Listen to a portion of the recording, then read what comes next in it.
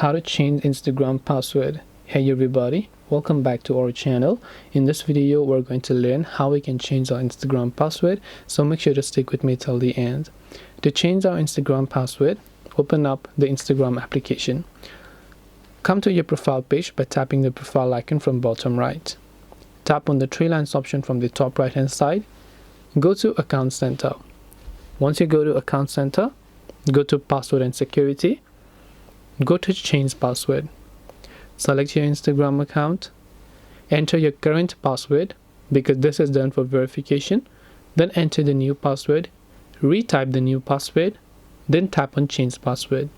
If you want to log out other devices, then you can choose that option as well. If you forgot your current password and you don't even remember your current password, you can tap on Forgotten your password and just try to reset it by receiving an email.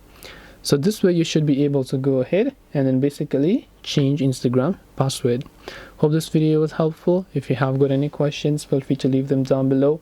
Thank you for watching till the very end of this tutorial, and see you soon in the next video.